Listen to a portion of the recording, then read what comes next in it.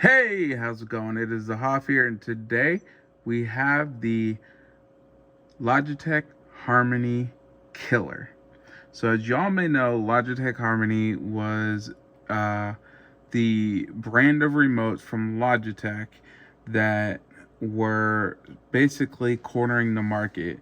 Unless you had a lot of money and were willing to go through a dealer and get a dealer to do the install and make any changes as you had upgrades, most regular home consumers were more than happy to go out to your local Best Buy or wherever online and get you a Logitech Harmony, because once you plugged it into your computer, told it what you have, you pretty much had a pretty robust library of things that you can control with it, including adding the IR blasters and things for accessories that required control that the regular Logitech remote didn't initially come with. So let's take a look and let me tell you why this remote is going to be your Logitech Harmony killer. So the first and foremost thing is Logitech has killed off Harmony. You might be able to get your Logitech Harmony remotes right now, and they will supposedly support them, they said, for 5 years after they killed them off, which means there's like 3 years left on that. But that support is going to be dropping more and more, and why would you want to trust having support when new products are coming out? CES just happened, so you really don't want to rely on a remote, nor have the remote where some people jailbreak it so you have way more control and do stuff for future things, when you could have something like this. And the cool thing about this is the fact that if you have hex code or you have the code for the remote, that you yourself will be able to put the code in, name whatever you want it to be that you're controlling, and this remote will control it as long as you have the right code for the control. So if you want to turn on something and this remote doesn't have it, like my subwoofers, if I want to tell that I want my subwoofers to go ahead and turn on the lights so I can always see what decibel level they're at on the screen, then I can go in, look for the code, put it in this remote, or you have the option for IR learning. So what IR learning means is I will take that remote that is right over here for my subwoofer, and I will point it at the dock, and I will tell the web configurator that I want my SVS to blast out the control I want, and then this will learn what code is being sent out from that little SVS remote, and then I can name it whatever I want, and it will learn from hitting that button, and I will tell it to stop once I hit the button and it's gotten the code, and then I can put in this remote, I want to use that code to be whatever. So there's a little button right there that is for turning on and off the lights. I can do that. I could do the volume control, which is upping and lowering the decibels. So that's one thing I never programmed, but there's an option there to do it. And if you don't have the code, you can just do that. And that means you'd go in and hit every button like on my different remotes that I have and some are stored elsewhere. But that is such a cool thing to have. Now, let's take a look at this docking station. Now, the docking station is supposedly not the brain. The docking station is used for power. The docking station has IR sensor on the front. And then on the back, you have a USB-C for power, and I have a USB-C cable here with regular USB-A out into a power brick. You have Ethernet. It does Wi-Fi, but I prefer Ethernet on the dock. That makes the connection to the dock more stable. And I have 2 IR blasters. Those are 3.5 millimeters. You get one that has 2 IR blasters, and I added a third one that has 3 IR blasters coming off of it. and have them set up for my Blu-ray player right there, my direct TV, and my Anthem unit down there. So as you'll see, Anthem, and then you can set up however you like. Some of these I left the way they were, others I changed, but if I hit off, there you go, it turns off my Anthem. My amps all have the trigger, so they turn off same time. Then I power them up, good to go. And then you could set whatever. I set inputs, so I have an input of 4 because that's primarily what we use for my Nvidia Shield, so the apps, the TV for my direct TV, 4K Blu-ray player, and then for music. And as you saw, there was some stuff sitting right there, Nvidia Shield. And then for integrations, we have Philips Hue integration. You can also do a home automations. So there's various integrations and they're gonna keep adding. So I'm not gonna name like every integration. I'm just gonna tell you what I have. And then we have the Philips Hue. I will say some of the issues that I'm having with Philips Hue is the fact that I can turn on, like right now, nothing if I hit that. I'm supposed to be able to hit each of these light bulbs and they should turn off. Nothing. If you restart it, oh, there goes one. So one actually did work.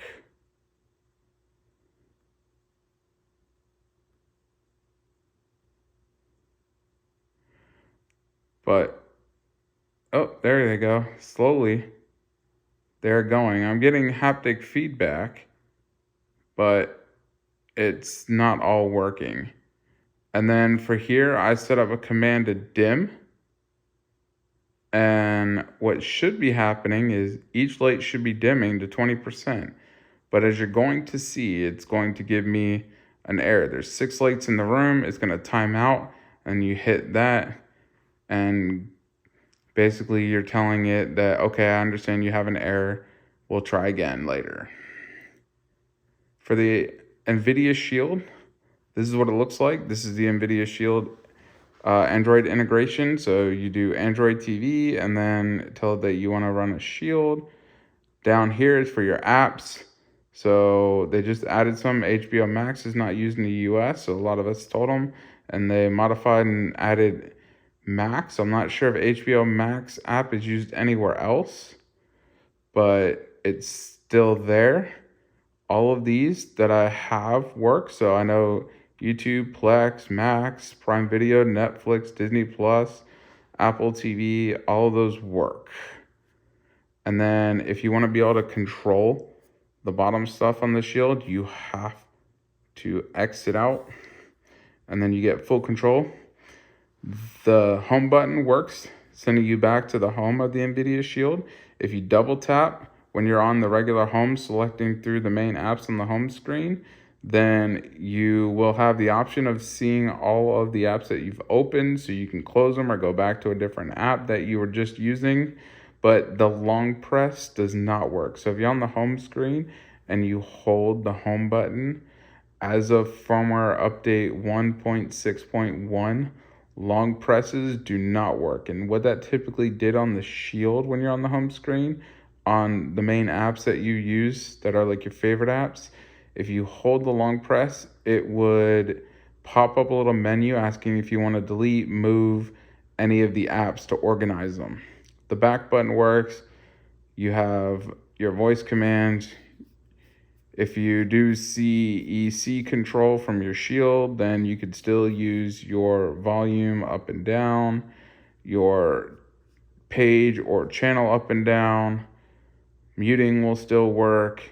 Then you have fast forward, play, pause, rewind, I should say, and there's your fast forward. And then power will shut off the Nvidia Shield if you're on the main screen and you do power, you can shut off the remote. You just got to hold it, and then you have options, and here's where it wants you to make sure you didn't mistakenly hit it. So I want you to hold it, and once it fills up that bar, it's now going into a reboot.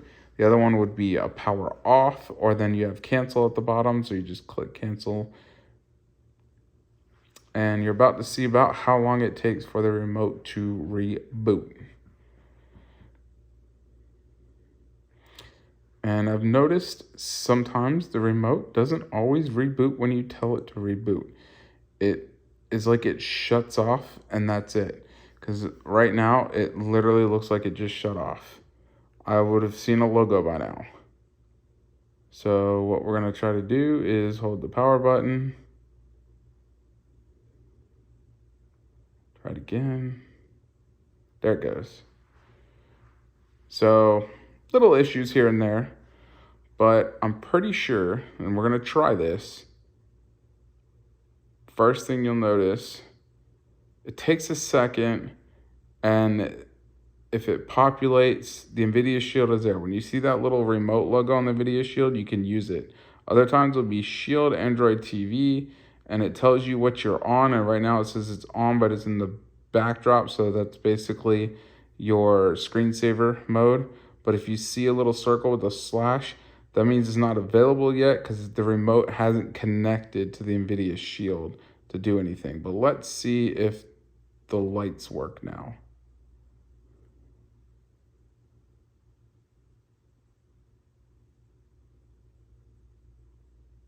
It got to 2 of them. Oh, there's 3. They're dimming. See? And that's the weird thing. As soon as I go ahead and reboot the remote, it dims the lights, and maybe there's a faster way to do this, but this is what I've seen. And now all 6 of my lights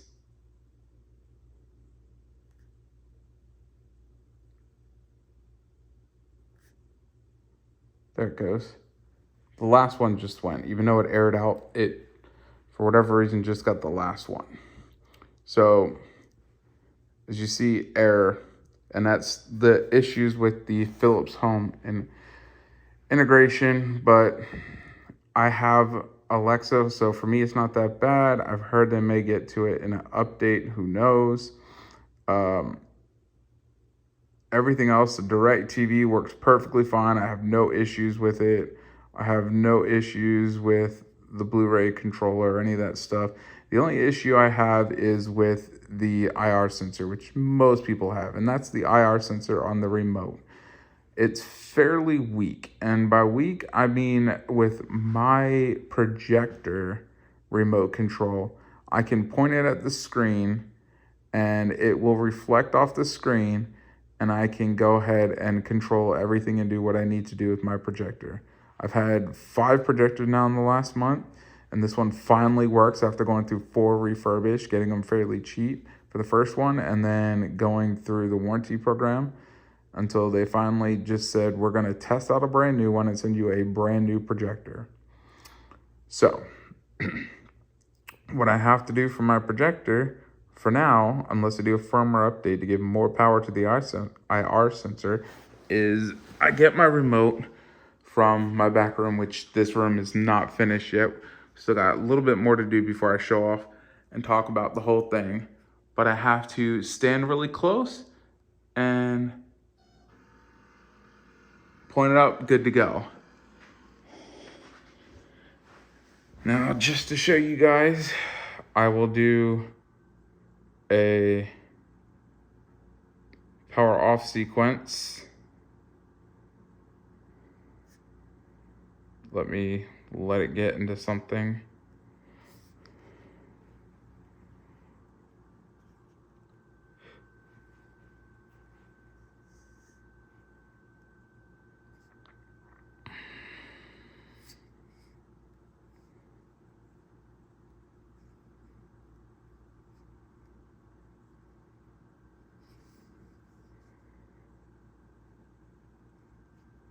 Okay, so now we're on the Nvidia Shield. You can see it's on. I have the remote is on my projector, and I'm going to hit the power off, power off, power off, off. Nothing. But if I was to grab my projector remote and I hit the standby, right there, you see, power off. If I press any other button, good to go.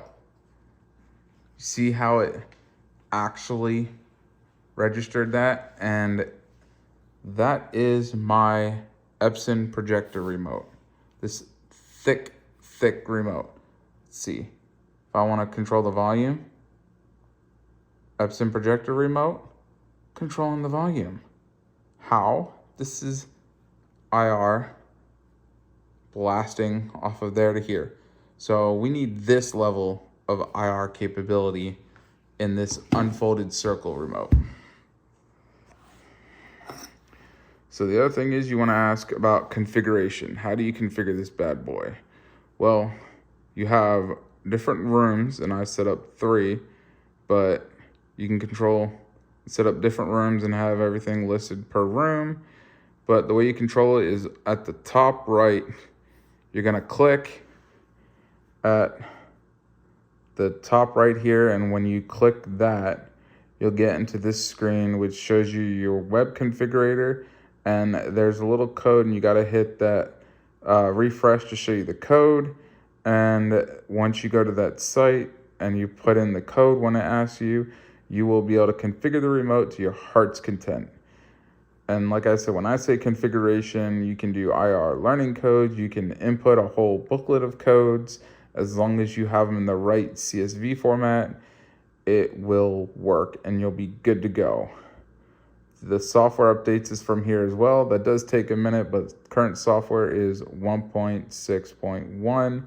You would click that right there, which is check for updates, and you'll be able to do it. I have it set for auto updates. Haven't had any real issue with major updates they've been releasing. I just have a little issue with the Philips Hue, but like I said, I can get around that. I can holler for now, and I can even put in Alexa in the back somewhere where the light's not gonna be too much of a bother.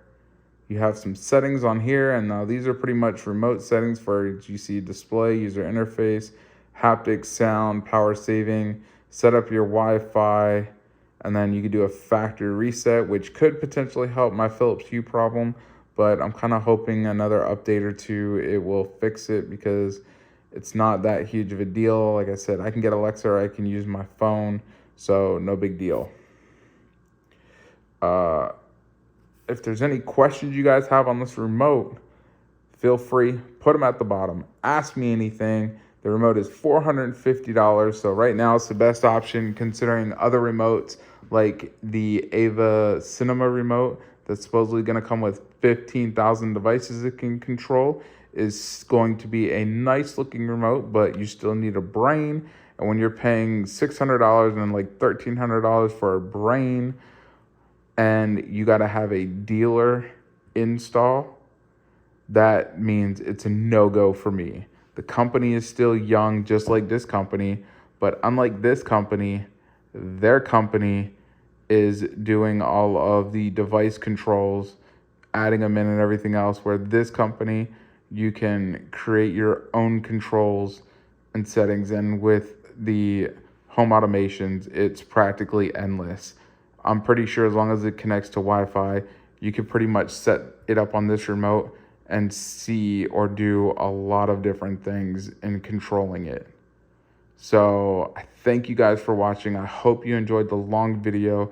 I wanted to be as informative as possible on some of the issues, but I also wanted to tell you guys this is a fantastic remote. It can control everything that I need.